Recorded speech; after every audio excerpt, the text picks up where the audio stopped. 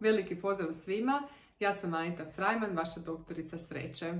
U ovom videu nešto jako važno, a to je koncept što jedete, što vas jede.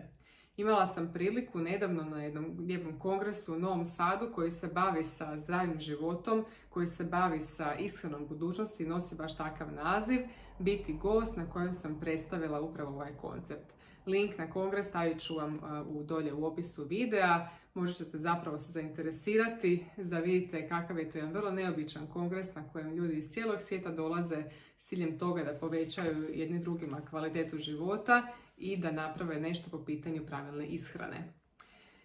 Koliko sam se dugo zapravo bavila sa hranom, shvatila sam da postoje dva pogleda na to, da je jako bitno što ćemo ujeti u svoje tijelo, kao što već čujete kroz moje videe, ali jednako bitno i doista ne manje važno, rekla bih potpuno jednako bitno je i ono što vas jede.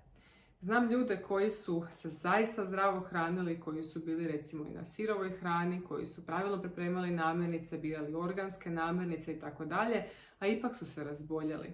Drugim riječima, nije hrana jedino ono što je bitno. Nas mogu pojesti razne stvari iz okruženja. Dakle, prva koja mi padne na pamet sigurno bi bio stres.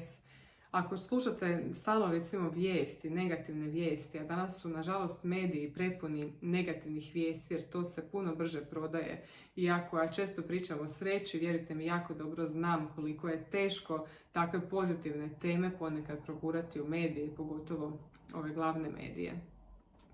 Tako da mediji nas definitivno truju sa različitim informacijama, tako da nam se čini kao da je situacija u svijetu sve gore i gore, da je oko nas puno problema, puno izazova. Stalno nas se zastrašuje i stavlja nas se u tu neku zapravo stanje, pa pomalo bih već rekla anksioznosti i depresije, koja je također danas vrlo raširena bolest.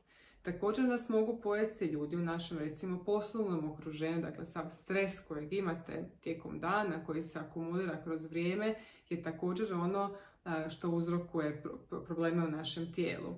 Ljudi oko nas, sva ono kako bismo rekli nervoza, sekiracija, sve te situacije koje prolazimo u glavi, opetovano vrtimo filmove koji su se već dogodili, sve to skupo utječe na naše tijelo.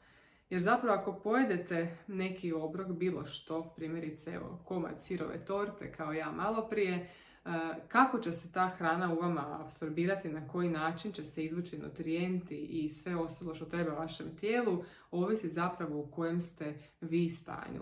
Ukoliko ste u stanju napetosti, ukoliko je tijelo zgrčano, ukoliko vlada jedan stres u našem tijelu, ukoliko je tijelo u toj stanju borbe, kako se to kaže, onda se hrana također ne može dobro apsorbirati u nama. Dok ukoliko idemo u opuštenom stanju, u radosnom stanju, ukoliko je tijelo relaksirano, ukoliko ide jedan flow kroz naše tijelo, ukoliko smo dakle u miru, hrana se na potpuno na drugačiji način apsorbira.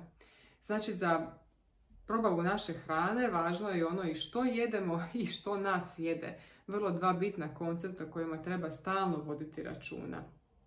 To ne znači da možete samo misliti pozitivno i da možete jesti u fast food restoranima. Mislim, vjerojatno je to moguće, ali to će napraviti neke negativne posljedice po vaše tijelo. Pokušajte držati harmoniju između toga što ste unijeli u vaše tijelo, da ta hrana bude doista zdrava i da vam služi, i onoga što unosite u svoj um i u svoje misli. Vrlo često smo skloni tome da živimo u prošlosti ili da živimo u budućnosti. Mislim da smo rijetko kada u sadašnjem trenutku i da uživamo u sada. Ako malo bolje pogledate, ljudi su kroz povijest zapravo znali itekako uživati u hrani, imali su posebno onako pozicije kao poluležeće u kojima jedu kako bi se hrana što lakše probavila, napravili su se ritual od hrane. U suštini i mi smo imali prije rituale hrane. Hrana je bio neki trenutak kad su se ljudi okupljali ujutro ili za vrijeme ručka ili za vrijeme večere, zajedno se provodili u miru, u radosti, pričali što im se dogodilo toga dana. Hrana je doista obred. I dan danas naše neke velike proslave, bilo da su to vjenčanja, krštenja, diplome, rođendani, što god, nezamislive su nam bez određene hrane. Često pitamo kakva je hrana bila u svatovima, da li se dobro jelo, i samo je bitno da ima adekvatne hrane koja nam se sviđa. Dakle, hrana je utkana, htjeli mi to ili ne, u kompletan naš život i onda je ideja da ju pokušate i staviti u funkciju toga da vam služi i da ju jedete na smireni način, da ne idete s nogu, da ne trpate samo u sebe tek toliko da bi zadovoljili taj neki osjećaj koji imate u sebi, da bi riješili glad, nego da probate jesti svjesno, da probate doista reći hvala ti na ovoj hrani, Bogu, stvoritelju ili koju god već silu vi sami vjerujete. Također ću vam opis videa staviti jedan link zahvalnosti za hranu, to je jedna moja vrsta, recimo to tako, molitve koju sam snimila i koju možete naći na YouTube-u, koja je zgodna da vas osvijesti i da vas malo smiri prije konzumacije hrane, da nekoliko minuta i trenutaka predate tu hranu Bogu, stvoritelju ili kome već, da osvijestite zapravo što će vam ta hrana napraviti, da ju smisleno jedete. To se zove mindfulness eating.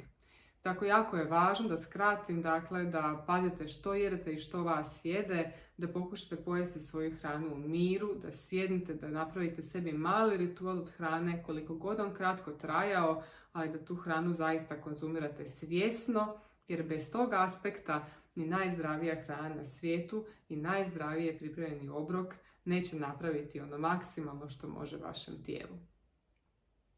Veliki pozdrav!